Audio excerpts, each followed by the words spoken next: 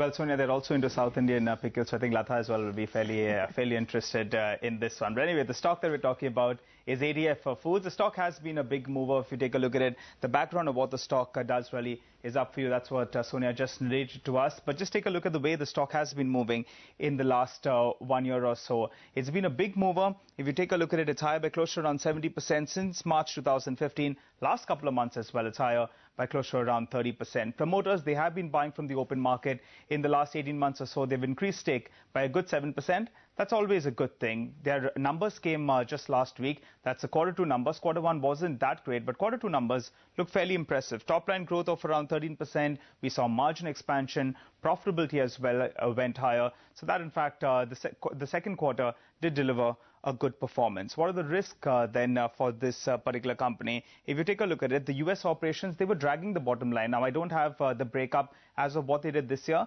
but I was going through the company website, and as per last year, the US operations delivered a net loss. It contributes only around 20-25% of the total revenues, but it was not profitable. So that's a bit of a drag.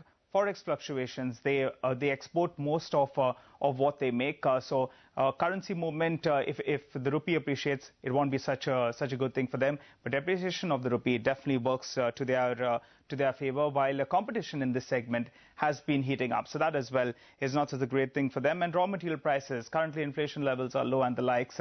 It's a good thing, but in fact, if that goes higher, then it could squeeze their margins. What are the positives? As I told you earlier, promoters have been buying stake from the open market. They've launched a whole host of new products. I was going through the company website, and over there it was mentioned South Indian style pickles as well as cooking paste. Finally, there's a lot of focus now on increasing spends in food products. And today's lady is normally a working lady, so on the back of that, maybe some of these foods as well are being used. Nuclear families, really, if you would like to call it that. So on the back of that, interesting stock that I picked up. Too many faux pas there, though you're arithmetically correct in your analysis, Nigel. What made you think that Tams are the only South Indians?